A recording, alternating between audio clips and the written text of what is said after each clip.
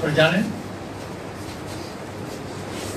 আমাদের পার্টি সম্মেলনের প্রক্রিয়া শেষ পর্যায়ে, রাজ্য সম্মেলন হয়ে গেছে গত মাসে।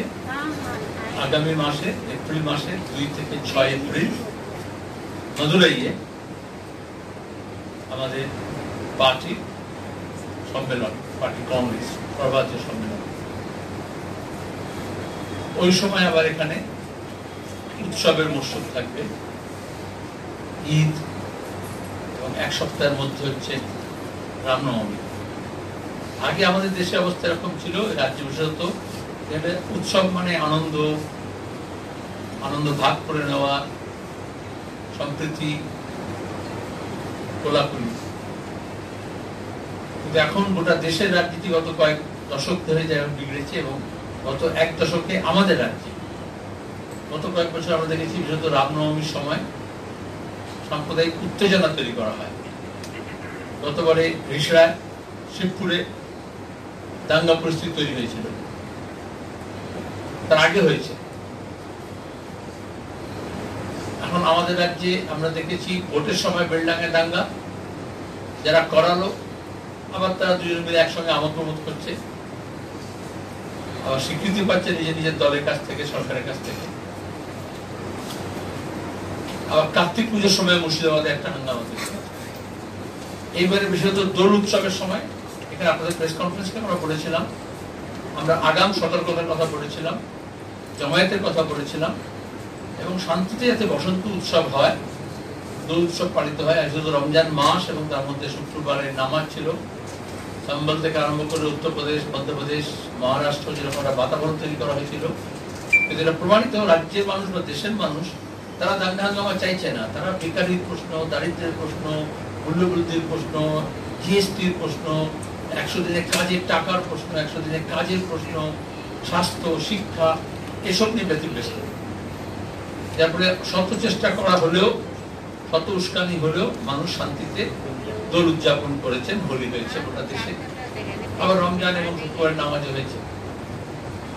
এই যে পারস্পরিক ঘৃণা তৈরি করার জন্য ধর্মীয় উৎসবকে মেরুকরণের রাজনীতির জন্য ধর্মীয় তিথিকে, ধর্মীয় কর্মসূচিকে ব্যবহার করা, ধর্মকে হাতিয়ার করে দাঙ্গা লাগানোর প্রচেষ্টা মানুষ তার পক্ষে। ওটা বিশ্ব এখন বিজ্ঞান প্রযুক্তির উন্নতির দৌড়ে কোথায় এগিয়ে যাচ্ছে। আমরা এখন কয়েকশো বছর আগের কবর খুঁজছি। এটা ইতিহাসে চাকাকে পেছন দিকে কিছু লোকজন ঘোরাতে চায়। যার ফলে আজকে দেখেছেন আপনারা নদিয়াতে,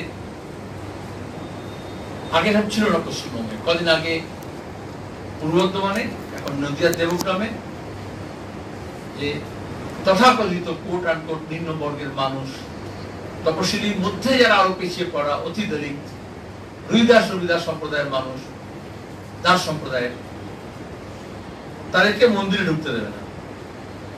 গতকাল আমাদের লোকজন ছিল, উকিল নিয়ে যাওয়া হয়েছিল, তারপরে দাঁড়িয়ে প্রশাসনিক বৈঠক হয়, সেখানে সিদ্ধান্ত হয় আজকে কয়েকশো পুলিশ মোতায়েন করে, এবং এই ভয় দেখানো হয় প্রশাসনের তরফ থেকে, সিদ্ধান্ত হয় কালকে যারা বাধা দেবে তাদের বিরুদ্ধে ফৌজদারি মামলা হবে। তারপরে আজকে মানুষ সেই মন্দিরে প্রবেশ করলেন, শিব মন্দিরে। তাই কাছে একটা উৎসব হলো। আমরা যে প্রতিবাদ সভা ডেকেছিলাম সেটা বিজয় সভা হয়ে গেল। কিন্তু এগুলো আগে উত্তর ভারতে, দক্ষিণ ভারতে, পশ্চিম ভারতে হতো, বাংলা মুখে এগুলো ভাবনা ছিল না।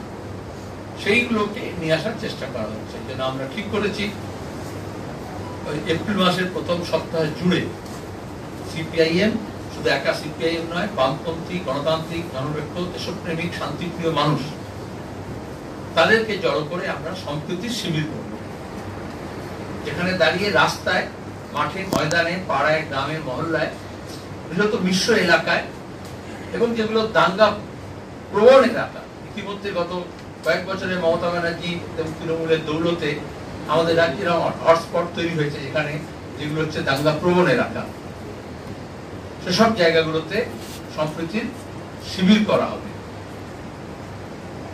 সব অংশের মানুষকে নিয়ে, যারা উৎসব আনন্দের ভাগটাকে সবাই নিয়ে করতে চান, কিন্তু সেটাকে কি নিয়ে ভাগাভাগি রাজনীতি করেন না। এরকম মানুষকে আমরা আমন্ত্রণ জানাবো এবং সর্বোচ্চ উদ্যোগ নিতে কথা বলা হবে। আর উল্টো দিকে যারা এই ভাগের রাজনীতি করেন, আপনারা জানেন গত প্রেস কনফারেন্সে বলেছিলাম, যখন বিধানসভার মধ্যে দাঁড়িয়ে বিধানসভার বাইরে প্রতিদিন হুমকি হামকা চলছে, ভয় দেখানো চলছে, এ ফুসে দেবে, ও চ্যাংদোলা করে নিয়ে যাবে, এসব একেবারে যেগুলো হচ্ছে আন্ডারওয়ার্ল্ডের লোকেরা আগে এরকম থ্রেট করতো আর কি। তারাই এখন অ্যাসেম্বলিতে গিয়ে ভিড় করেছে, যাদের মাফিয়া ডন হিসেবে পরিচয় হওয়ার কথা। আমরা বলেছিলাম তাদের বিরুদ্ধে সরকারকে ব্যবস্থা নিতে হবে। এখনো পর্যন্ত শুভেন্দু অধিকারী এই উস্কানিমূলক ঘৃণা ছড়ানো ভাষণের বিরুদ্ধে সরকার কোনো ব্যবস্থা নেয়নি। আমরা গোটা রাজ্য জুড়ে বিভিন্ন জায়গায় এফআইআর করা হয়েছে। সেই এফআইআর কিছু জায়গায় চাপে পড়ে পুলিশ বলেছে আমরা তদন্ত করব, খোঁজ খবর করব, কিন্তু পুলিশ মন্ত্রী যদি মনে করেন যে এটা হচ্ছে তার পোষ্য বিপক্ষ নেতা, এবং যখন কেউ পুচ্ছে না, বিজেপিও পুচ্ছে না, তখন তাকে আবার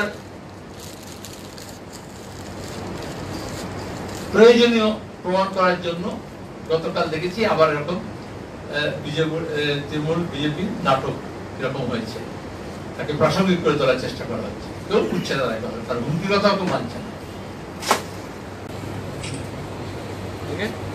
ঠিক আছে,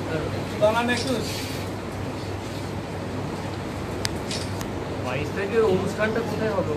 23 তারিখে হয় ওখানে ভগৎ সিং যেটা উদ্যান, সেখানে সকালে হয় মাল্যদান, ওখানে যেটা আরো সমস্ত হয় গোটা রাজ্য জুড়ে বিভিন্ন জায়গায় অনুষ্ঠান হয়, সব কেন্দ্রীয়ভাবে করা হয়। মানে দিল্লি থাকবো ওই দিন, দিল্লিতেও সুরজিৎ ভবনে দুটোর সময় সিঙ্গামের উদ্যোগে সেই শহীদ ভগৎ সিং এর ফাঁসির দিবসে ওখানে অনুষ্ঠান আছে। এবার আমাকে ওখানে বক্তা এসেছে।